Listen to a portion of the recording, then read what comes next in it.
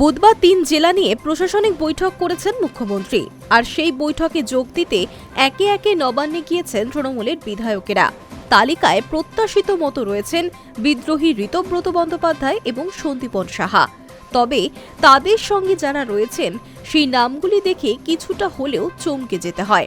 কলকাতা, দক্ষিণ ২৪ পরগনা এবং হাওড়া জেলা নিয়ে বৈঠক মুখ্যমন্ত্রীর। এর জন্যই ফিরহাদ হাকিম, কুণাল ঘোষ, অশোক দেব, জাভেদ খান, নয়না বন্দ্যোপাধ্যায়। নবান্নে মুখ্যমন্ত্রী শুভেন্দু অধিকারীর প্রশাসনিক বৈঠকে যোগ দিয়েছেন তারা। ঋতব্রত মঙ্গলবারই সাংবাদিকদের জানিয়েছিল গঠনমূলক বিরোধী হতে চান তারা। বিরোধিতা করতে হবে বলে করা হবে, বিষয়টি এমন রাখতে চান না।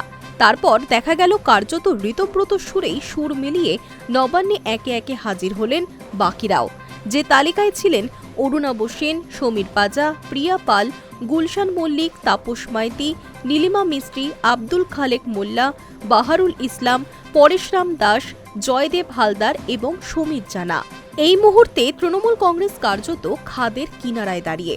বিধানসভা নির্বাচনে পর্যদস্তু হওয়ার পরও হয়তো দলের শীর্ষ নেতৃত্বের এতটা অসহায় লাগেনি।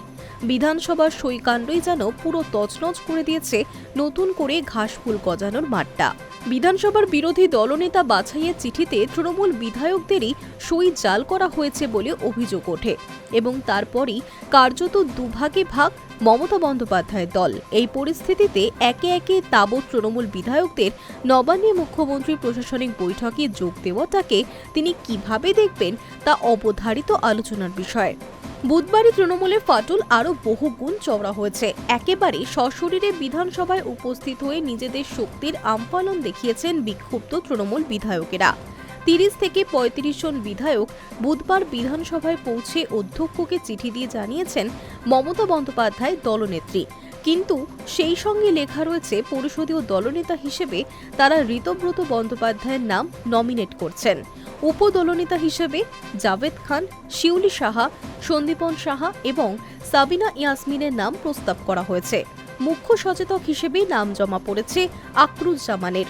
বিধানসভা চিঠি কাণ্ডে সরব হওয়ার পর খোদ মুখ্যমন্ত্রী শুভেন্দু অধিকারী ঋতব্রত বন্দ্যোপাধ্যায় এবং সন্দীপন সাহার নাম নিয়েছেন।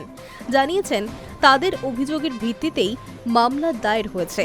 এরপরই নাটকীয়ভাবে এই দুজনকে দল থেকে বহিষ্কার করেছে তৃণমূল।